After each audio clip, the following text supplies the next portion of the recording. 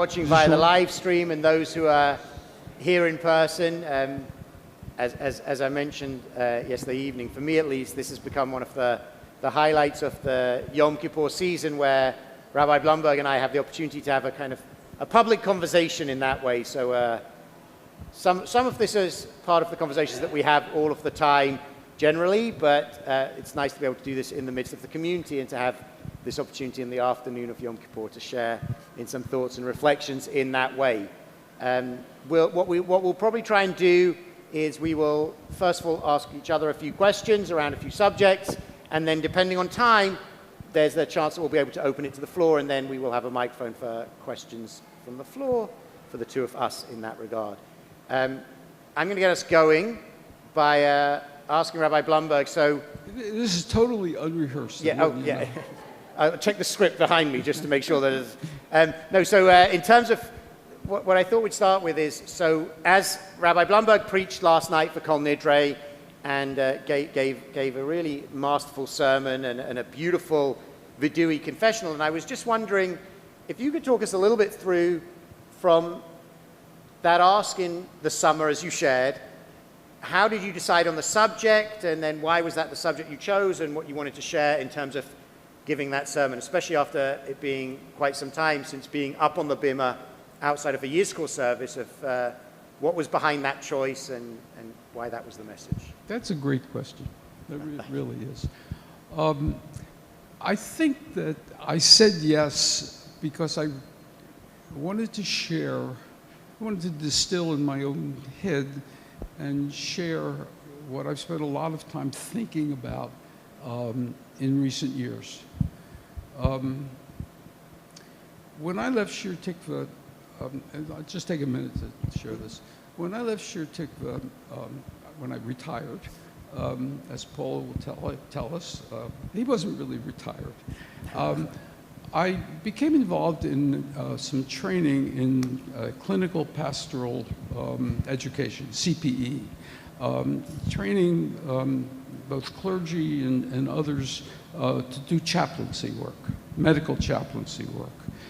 And I became very involved in it. It is very much a contemplative experience in that you spend a lot of time thinking about yourself and getting feedback from your cohort of other students about yourself, about your work.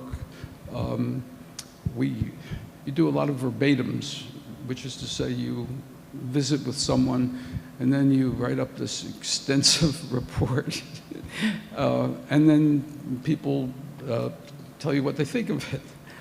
And I learned a lot about myself. Also, at about that time, I became involved in spiritual guidance work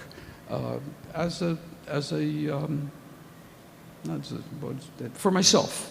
I wasn't guiding, I was being guided.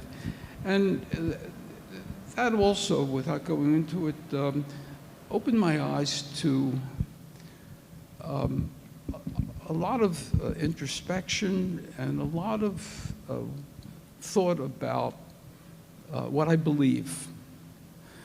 And then I began also to study, the last few years, Hasidic masters. And I've done that through the IJS, the Institute for Jewish Spirituality, which Hollis knows all about and talks about a lot. And these were last 2 years. It's intense. You have a study sheet, one the Parashat Shavua, and then you have a chevrusa, a partner with whom you study. And the Hasidic masters, at their core, I don't want to say they're humanistic, because they certainly believe in the divine, but the concept of divine is the divine in yourself as well as in the universe. And that's helped me to grow. And all this stuff has been going on in my head for some time, together with just being in my 80s and it all just kind of there. And I wanted to, and I shared some of it last night. Thank you. So I have to ask, can I ask you the question? Yeah, sure. You can go back. Someone said to me today, you know, your sermon and Rabbi Danny's were very similar in that they were both very personal. And I thought about that, and do you think your sermon was personal? And if so, how did that come to be? So it's interesting, the reflection that I would have is that when I started writing it, I did not intend to make it a personal sermon. That was not my aim. My sense for the sermon, and I have the benefit of having two sermons, so I could divide and conquer a little bit, was having given a sermon on Rosh Hashanah that was much more outward-facing in terms of our relationship with the world and those around us, of thinking internally of our relationship with ourselves, and seeing around, and being guilty of it as well, that we are often very hard on ourselves. And I think that that's a real problem at the moment, of what are the standards that we hold ourselves to, and what are the ways that we treat ourselves and behave with ourselves. And elements of it ended up being far more confessional in nature, I guess, than I had initially intended. Mm-hmm. And it's funny, I don't know if this is the same experience for you, but often you have an idea for the sermon subject, and then the sermon kind of lives on its own in the time. In my case, in hours sitting in Starbucks where I do my writing, it kind of morphs and transforms into something that might not have been what I was initially intending. And it definitely became that much more personal as it went through in those iterations. And one of the things that I really liked was I felt that after hearing your sermon last night was the complementary nature of the two pieces, that it felt like this was a very nice kind of Yom Kippur shared message from Shir Tikva almost, that the two of them together ended up being. And I appreciated being able to do that. Good. So that felt good. Yes. It felt great having you give Kol Nidre and being able to sit and listen while you were giving Kol Nidre, and it felt good the way that they matched together. One of the things that I'm always anxious about, although of course there's so many subjects that you imagine that of course there'll be no overlap and such like, but always wanting to know what we're all preaching about to make sure that we kind of pick a subject and then allow space for other subjects in that way. And towards the beginning, you're sharing about what you were going to speak about when we spoke a little bit, I think was helpful for me to kind of avoid it, but also be related in some way. Good. I did feel that there was a complementary character to them. Just as an aside, I have to tell you, I called a colleague the other day to say good Yontif, and he said, I'm sitting in a coffee shop trying to write a sermon. Do you guys do that a lot? I could never, ever do that. So I need a certain level of distraction around me for being able to write, and so I found the last 2 years when I was not going into coffee shops at this time of year were a little tricky of finding the space to actually be able to write, because I was forced out of my comfort zone. But this year, if you happen to be near either the Starbucks by Barnes & Noble in Natick or Sweetwater in Natick, you would have seen me there on multiple occasions, fighting with sermons and trying to get something down on paper at various points. But it's that's a balance for me. Where do you do your writing? In my study, with coffee, with a lot of coffee. But that's my hole. That's the place where I go. I'm kind of curious. Sermons that are are outward-looking in terms of the community, the world, our country, political issues and the like, versus sermons that are directed to congregants and their inner lives, if you will. I'm not sure what my question is. Maybe something like, how do you draw a balance? Mm-hmm. Or maybe what do you think congregants want? So I think for me, there's always the question of what do people need to hear this year? What's the message that feels important for people in the way that I'm observing people living their lives out there in the world, and also the way that I'm living. I do think that someone said, and I don't know where, it probably dates back way before either of us in that way, that rabbis and clergy often are giving the sermon that they themselves need to hear. And I do think that in the thought process, as well as thinking what others need to hear, it's also thinking about what is it that I would need to hear. And I do think that in the world we've been living in and through in the last, I don't even want to say how long, but for quite some time now, there's been a sense of, I think, a need to speak to certain subjects that are troubling for us and challenging. And this year, what was striking to me, I guess, in terms of trying to work out what to preach about for the outward-looking sermon was there were so many different subjects that were worthy of a sermon. And how do you then choose one subject? I know from colleagues who were talking about anti-Semitism, or colleagues who were talking about women's rights, or colleagues who were talking about what's happening in Ukraine, you could kind of pick this variety of subjects and just go all in on that one subject. And I didn't know how to do that. I didn't know how to choose the one subject with the limit to 2 sermons. And so for me, that sense of hope in the hopelessness kind of spoke as a way to approach all of them. Yeah.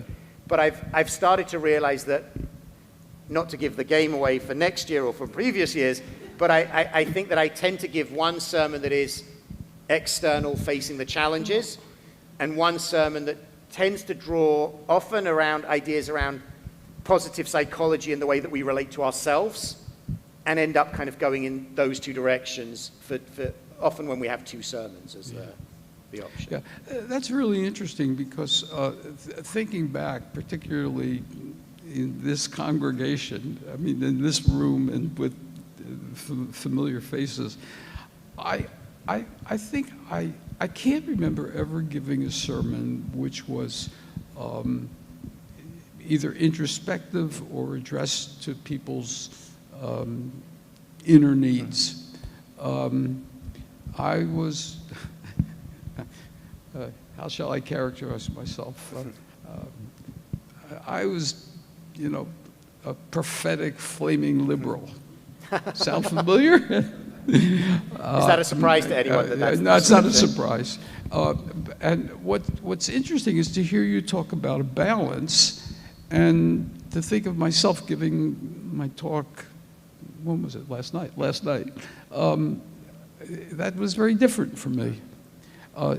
In addition to it being personal, but I think it was really an inner-directed sermon. And I don't remember doing that when I was working. Yeah. And so, as a follow-up, if you were in the pulpit as I can't remember the exact word, but the blazing liberal or whatever the exact word was, what might have been, if you had another sermon to give this year, what would be the subject that you would choose to be banging the pulpit about for this year? Wow.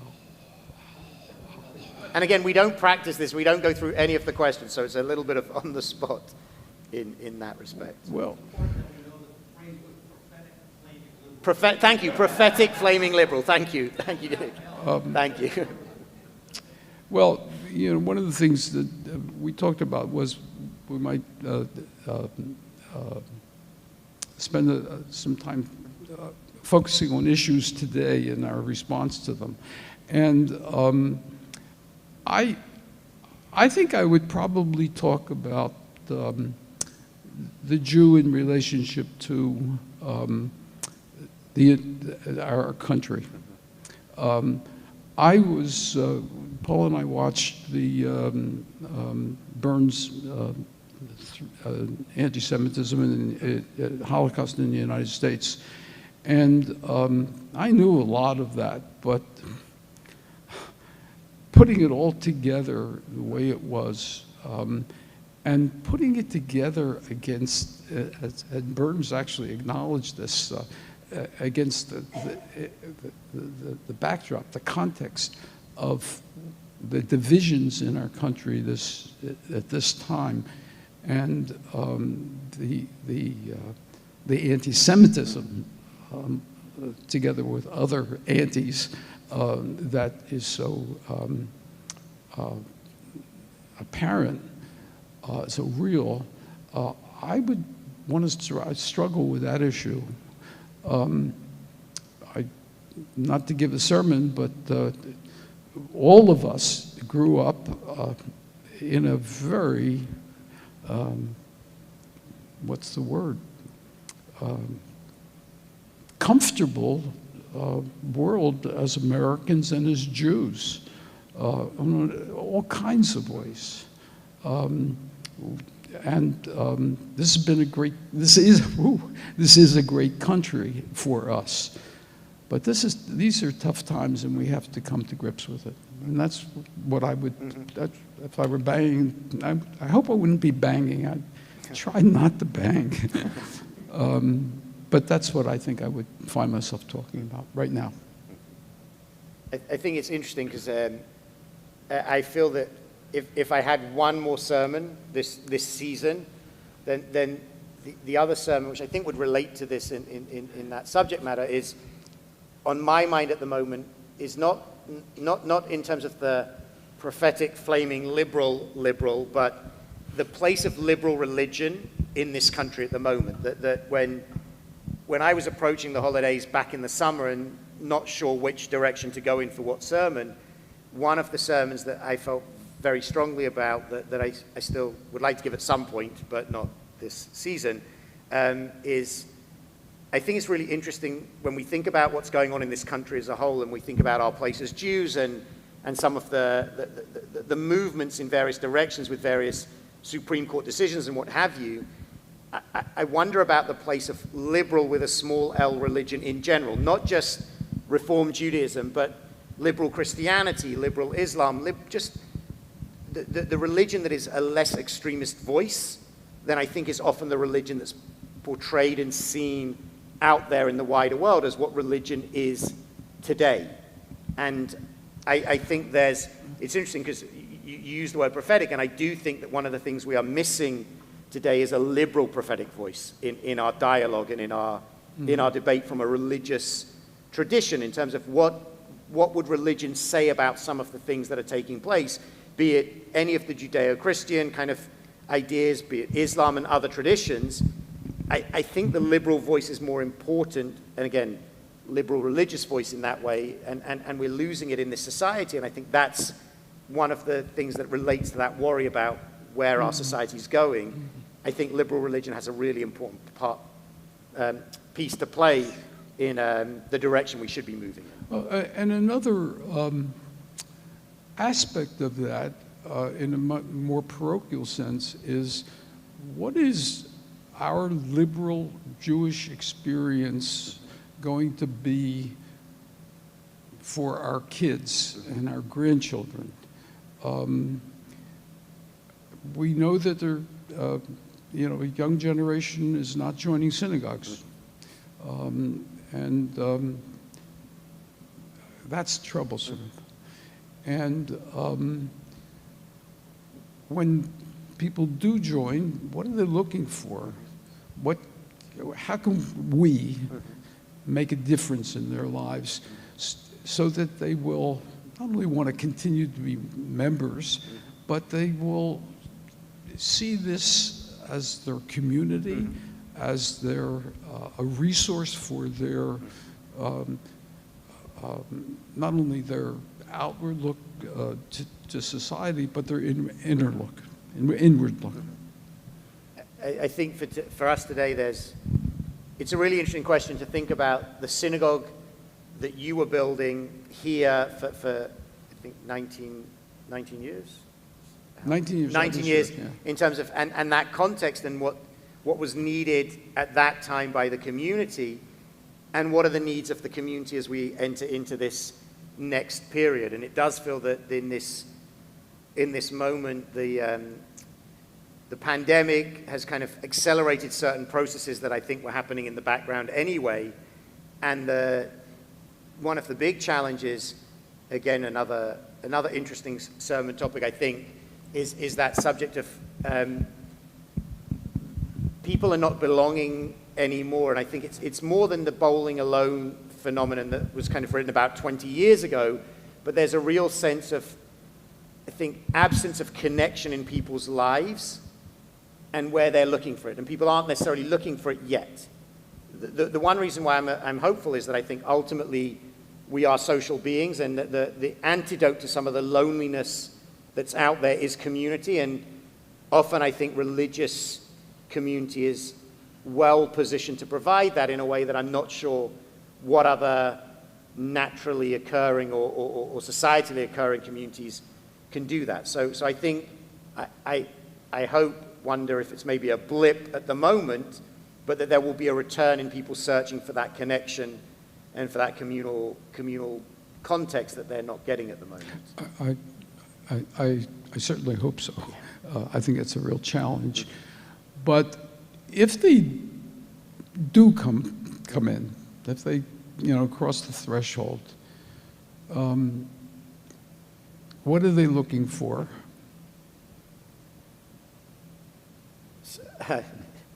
So it's funny because I think back to pre-COVID. I can't even remember when, but you and I shared a long drive together.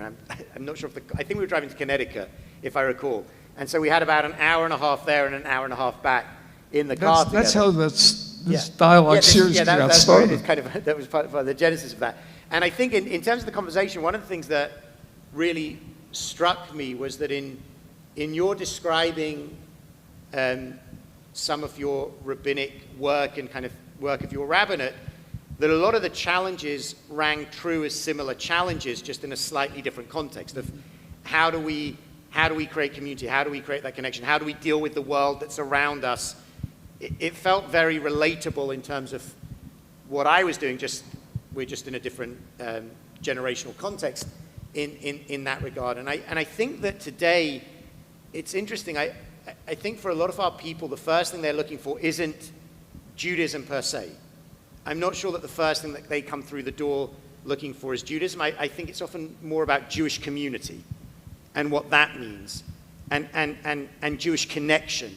And I think that's connection both to peers and connection to history, connection to context, connection to meaning, but it's not kind of coming in classically because they need a place to pray once a week, every day, 3 times a day, or once a year even.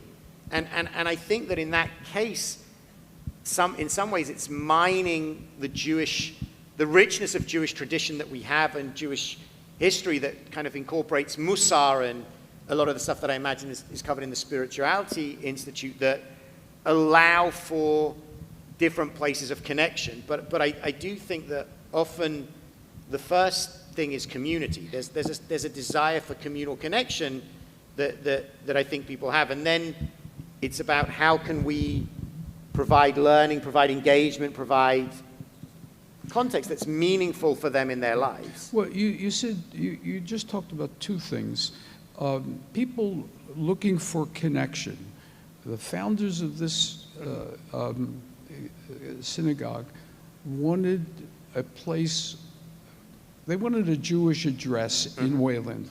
I think that's, somebody put it, somebody the other day said that, actually. They wanted, which means they wanted a Jewish community, and they wanted to be able to be part of a Jewish community. I'm sure you heard the famous Soslow story of, anybody interested, Leanne could tell it, or Nancy could tell it. The advertisement, anybody interested in, what was it called?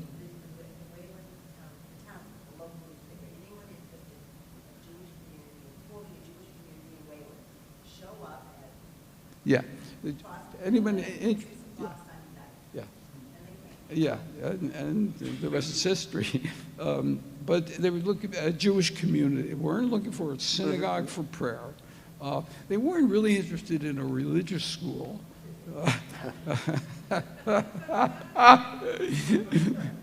That's I have to tell. It's so humorous. When I was interviewing, they talked about the religious school. Well, we don't have Sunday school because everybody skis. And actually, they rented the old building. They rented it on Sunday, right, to a Christian group.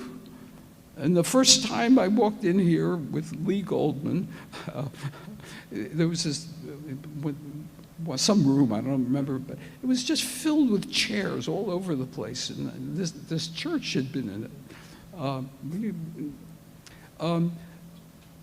I think that people want community, but you said something else. They wanted a connection to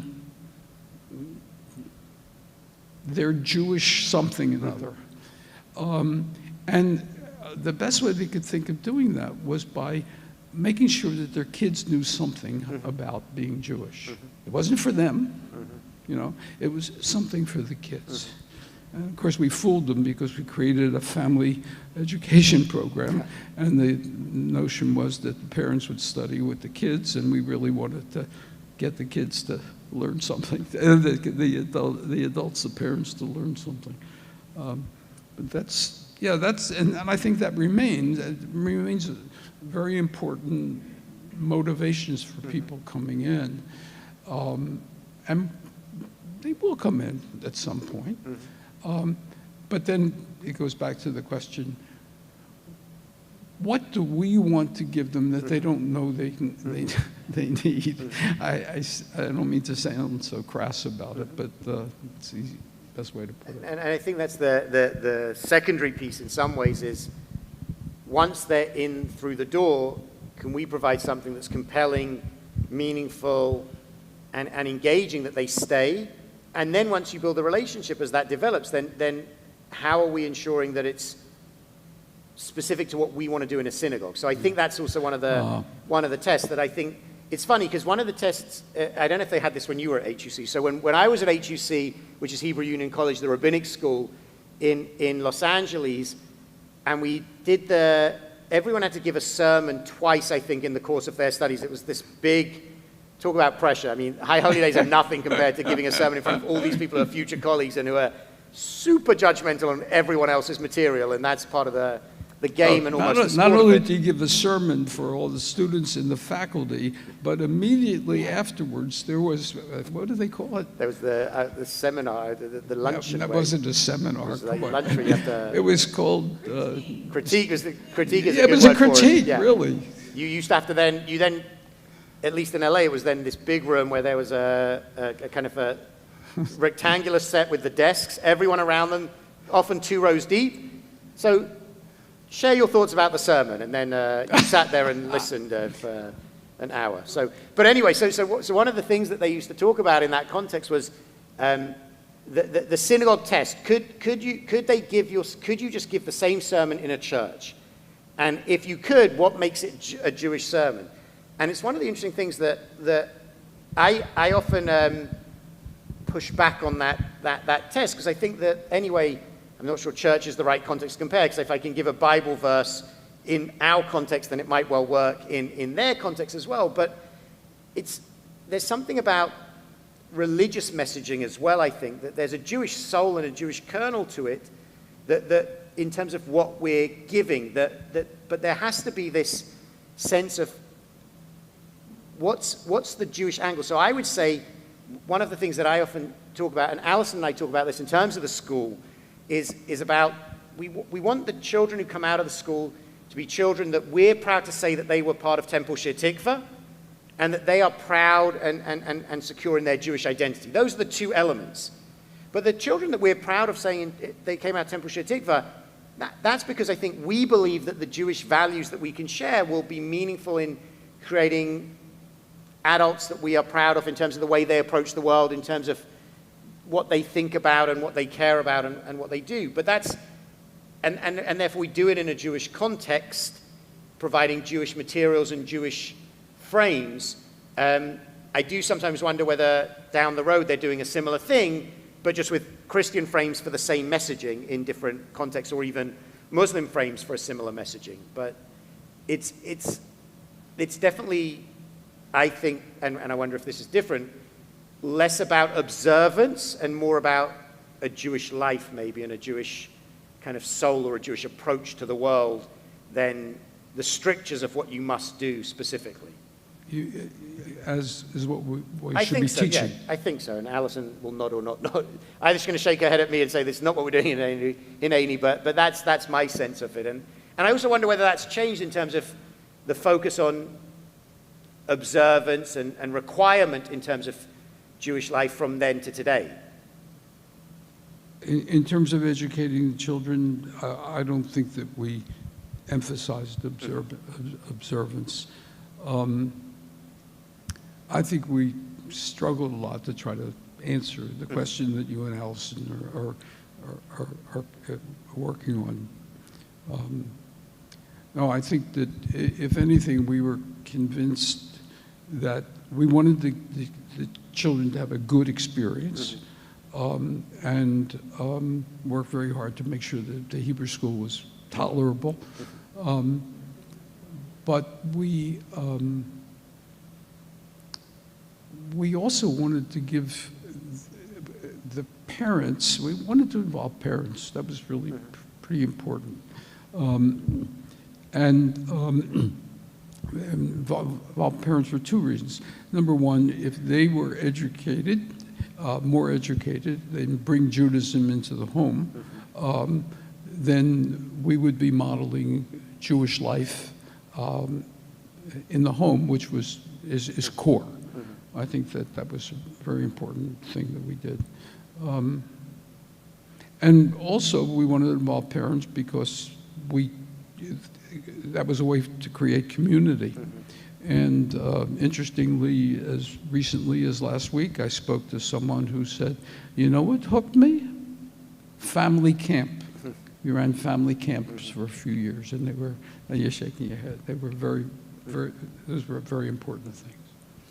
And I wonder, as we're talking about, some family camp might be one example, but if there were things that you were doing then in the 19 years that you were here especially, but generally also beyond, that you think might have been lost in some way that would be meaningful for today, for the Jewish community, things that we should be bringing back, I wonder what those might be, either in terms of specific learning, ideas, or programs. Family camp is one that does get mentioned frequently around here in terms of something that would be nice to be able to do, but I wonder what else might come to mind from that would speak to this. I don't know exactly what's going on now, but the parent involvement in the education process is really very important.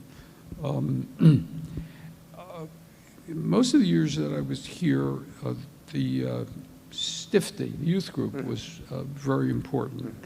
And I know that's changed. It's just very difficult to get I know you do have a youth program, and we actually revised it, and that's where we got the Madrichim, which I know is still part of your program now.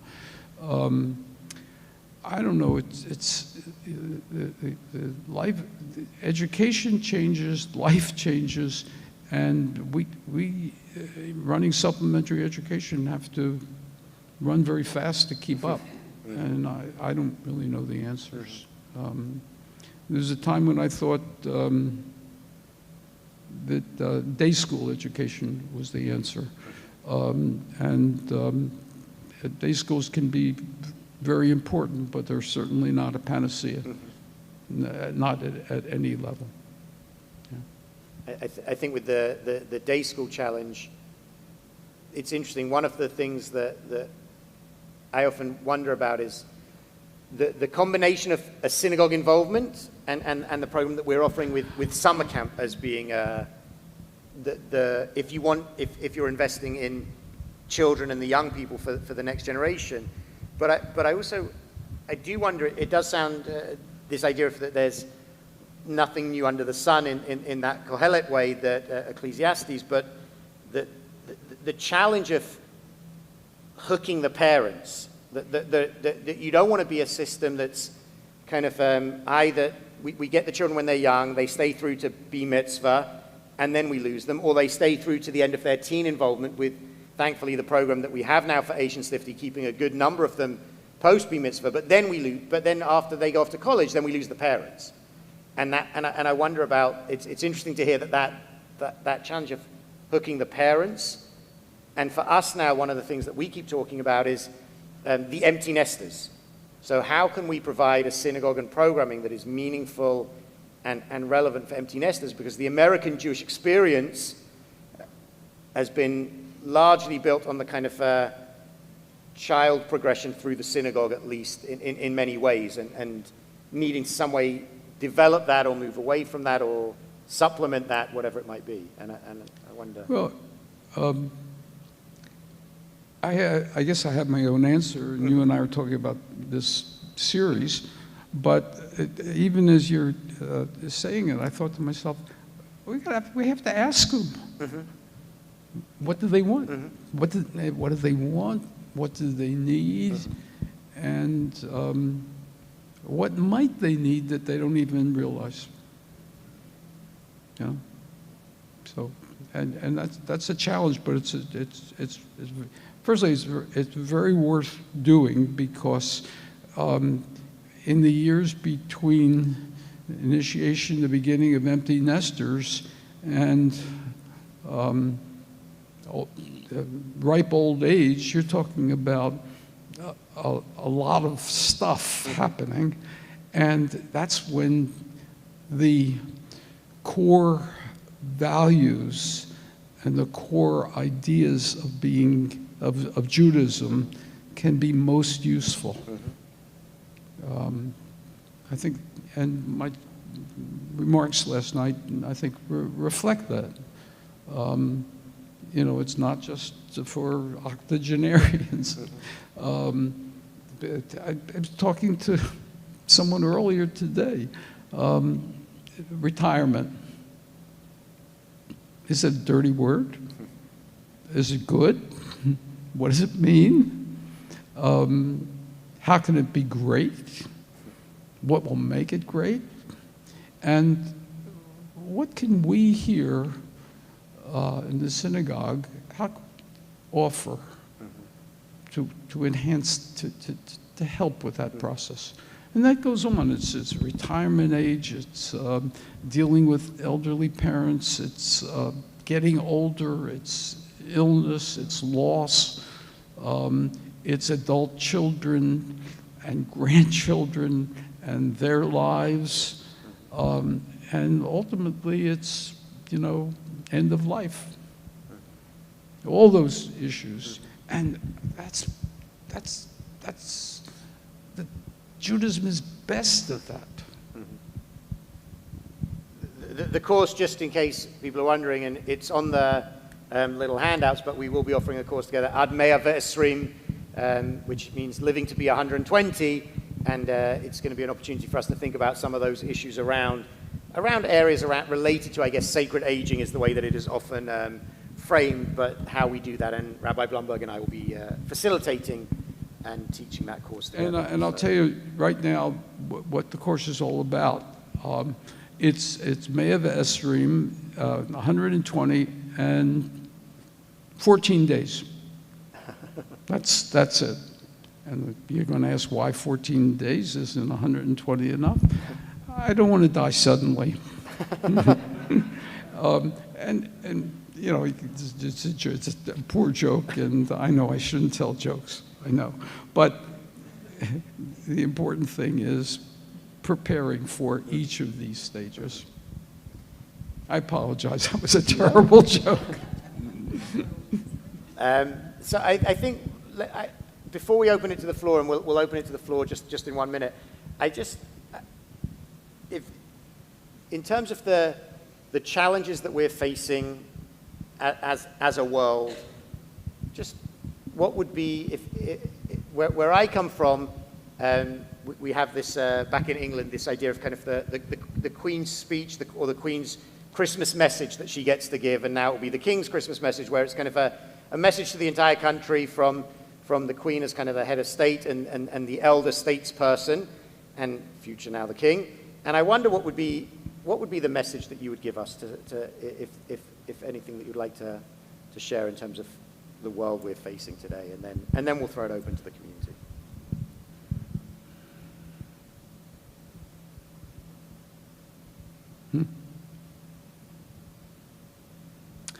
It would be something like this.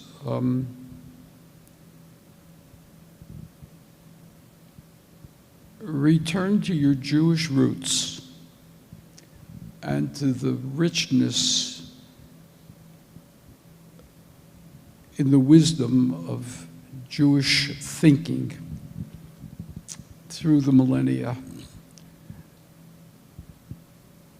to find answers for the difficult, probably unanswerable questions that you will face in the next decades.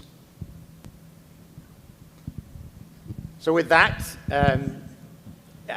Alison has a microphone. One of the things we've not been able to do in the last couple of years when we've done this because of the technologies, we've kind of been limited to just being the two of us on the screen. But now that we're together in person, we thought it might be nice to open it up for a little bit, see if people do have questions for both of us, either of us, just to talk about. So if anyone does have a question, just raise your hand, and we have a roving microphone. There we go.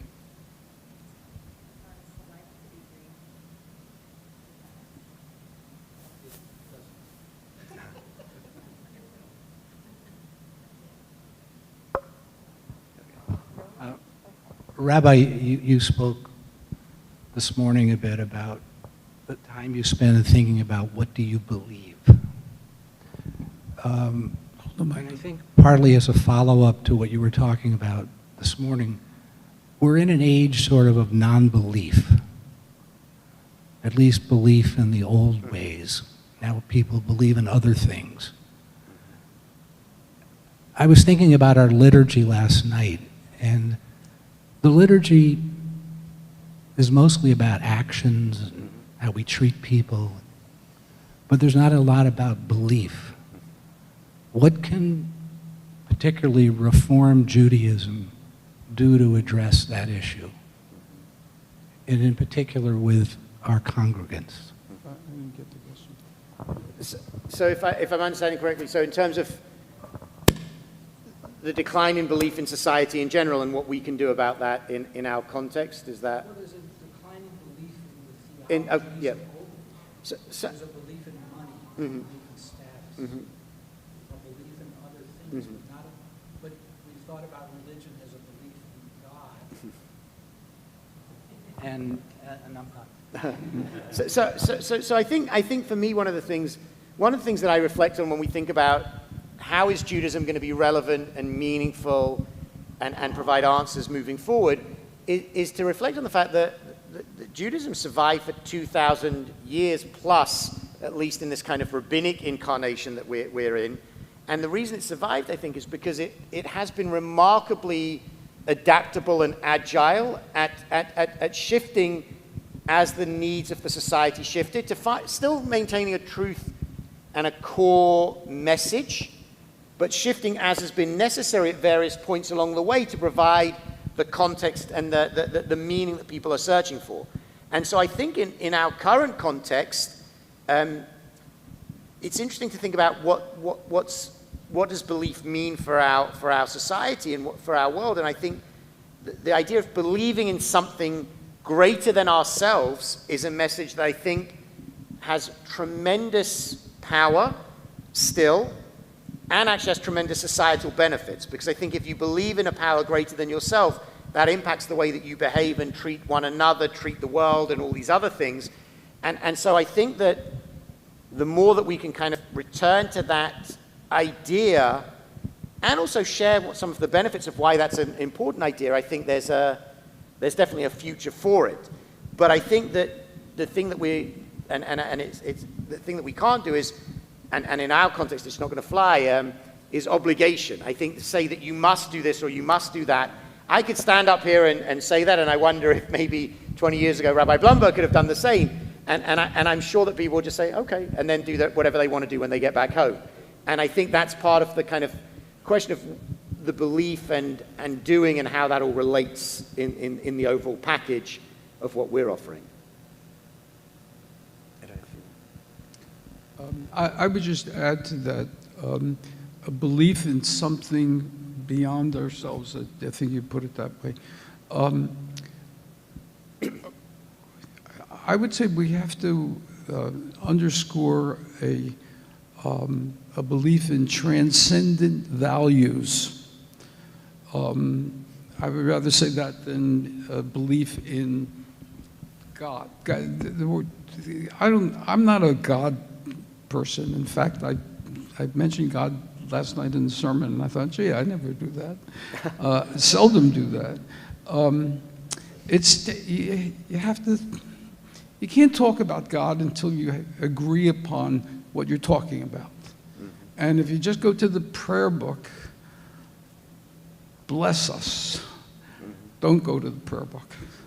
I mean, I was kind of radical when I said close the book, and I don't really mean close the book. I hope you know that. But the book is not going to, that's not the starting place, okay? So I think to instill a sense of transcendent values, values that are right because they're right for everyone all of the time, and have been right all the time. I think that's a general statement, but I think that's what we have to do. Yeah. We've got one here and then one back.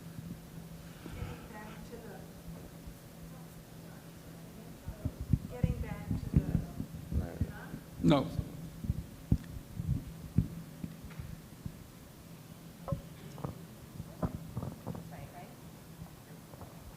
How's that? Okay. Getting back to the topic of sermons, I think when we as a congregation come to hear a sermon, we really want to hear something profound, something that we can wrap our arms around and take home and think about. So when I was driving here this morning at the intersection of Boston Post Road and 27, there's a church, and I forgot the name of the church, and I'm not sure what the denomination is, but I think it's a fairly liberal church. On the marquee, they have an advertisement for the sermon for Sunday, and it said, "What would Mr. Rogers do?" You know, it wasn't what would Jesus do, it was what would Mr. Rogers do. Now, I really resonated with that because he's one of my heroes. And I'm tempted to go to church on Sunday to hear what Mr. Rogers would do, because in terms of transcendent values, I think he was right on the money in terms of his inclusiveness and his, you know, identity, and everybody is worthwhile. And it's just interesting that, you know, they don't have to teach their children identity the way we do, but what would Mr. Rogers do? Really intrigues me.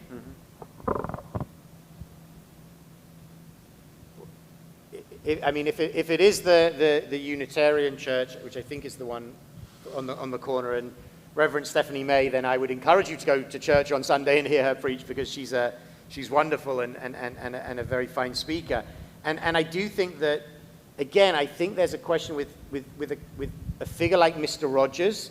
For me, and again, this is the sermon that I didn't get to give this year, but I think that speaks to liberal religious approach to the world in general. Like, I think there's something about what we're saying, what someone like Reverend Stephanie May is saying, what others are saying, that resonates across, and we say it with our own, almost in our own language, and the language being the language of Judaism or the language of Christianity or whatever other religious tradition. And again, for me, the concern at the moment is that you don't, unless you come into the church or the synagogue, you're not hearing those religious voices in the public square. I really feel that as liberal religious leaders, we've abdicated the public square, and that's problematic. And we're going to have to address that at some point in the future somehow. I don't know how, but somehow. So I just want to add to what Danny has said. Firstly, if we're going to preach about on the subject of what Mr. Rogers would do, the message, the sub-message is, why do we have to be Jewish? He wasn't Jewish. Well, but yeah, that's exactly the point. He wasn't a he wasn't Jewish. So people don't have to come here to hear that message. And if that's the message we're giving them in a general context, that the minister could give that, or the liberal Muslim could give that. I don't have to be here. So, and that's the problem. I think that's a problem. Many rabbis no longer give sermons, and many I don't know how many. Maybe rabbis shouldn't preach or preach sermons. The words are important.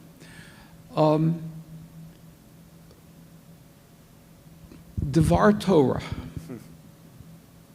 You can talk for 20 minutes about a Devar Torah and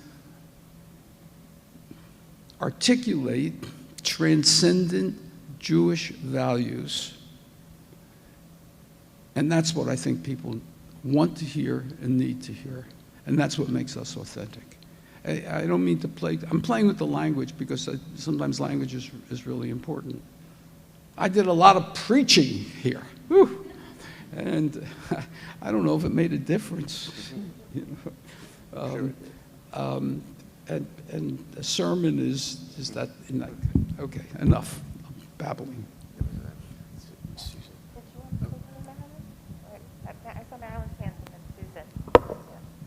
Hi, I just want to thank both of you for a fascinating discussion and something that I've been thinking about a lot as I just turned 80.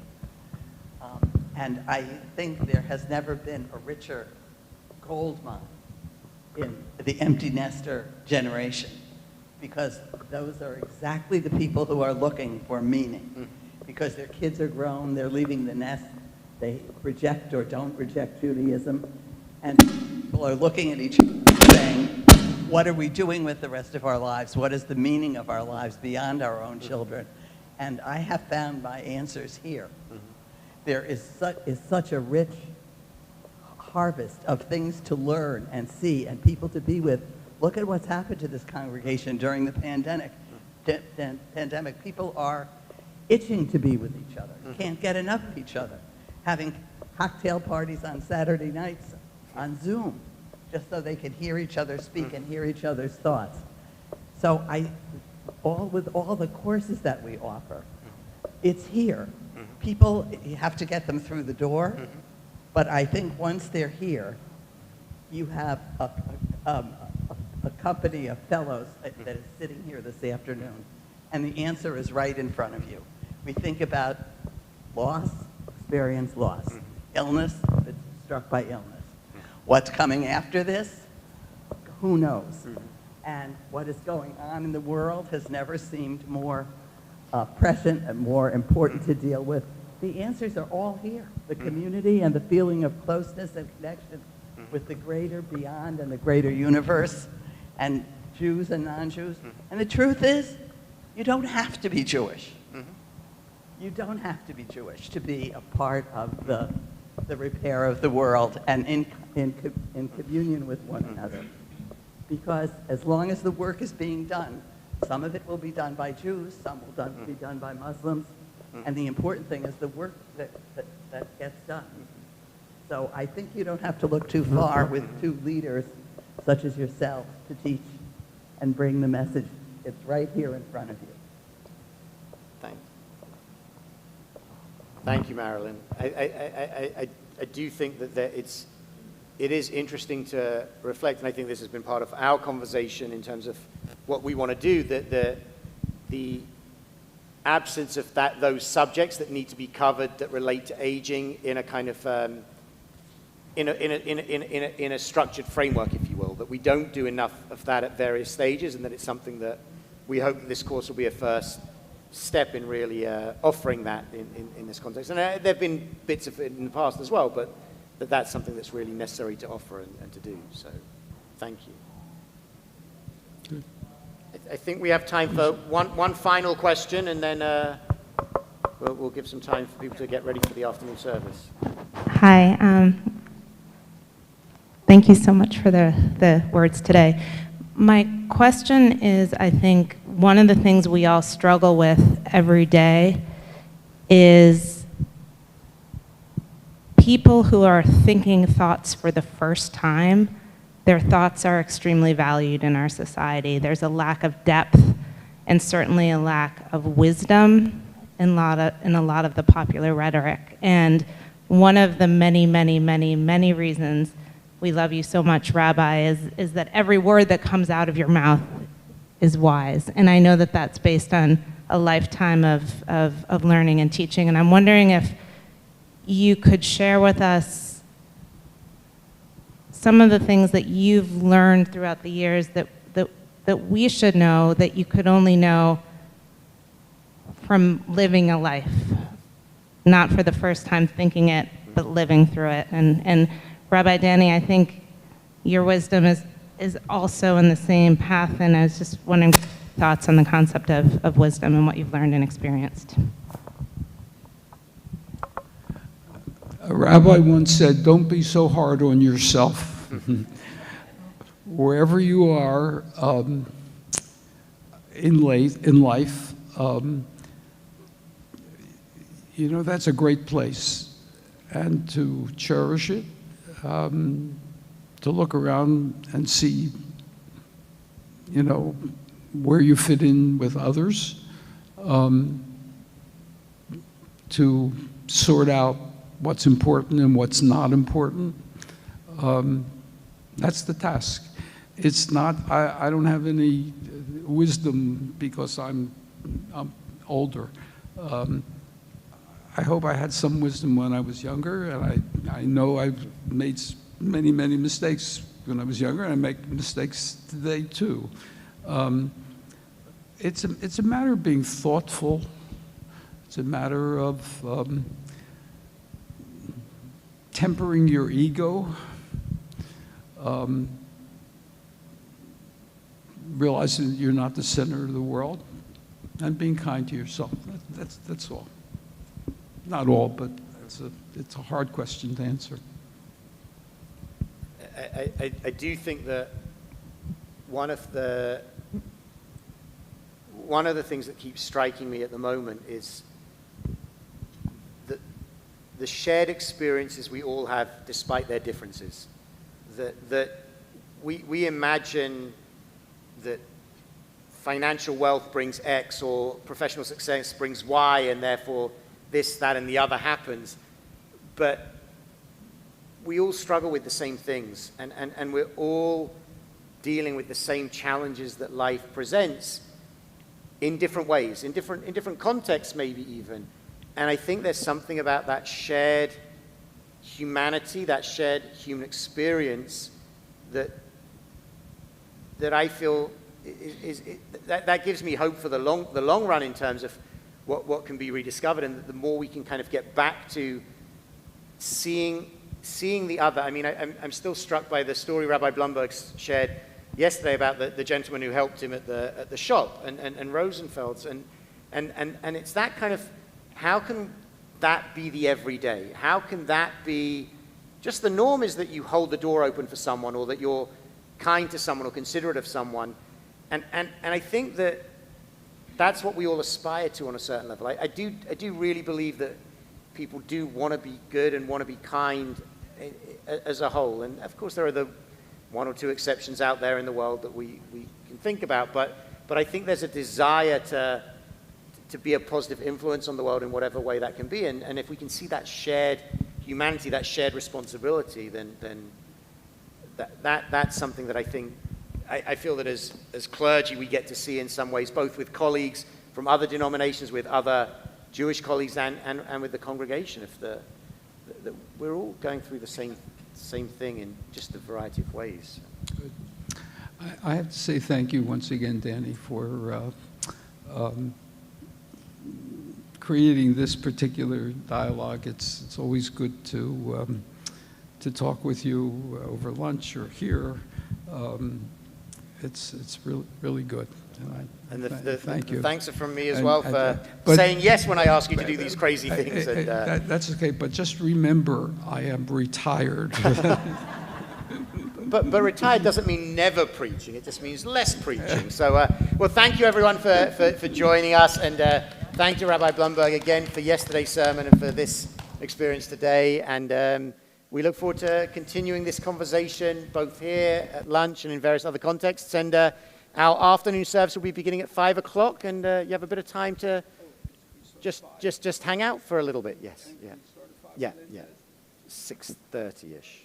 Yeah.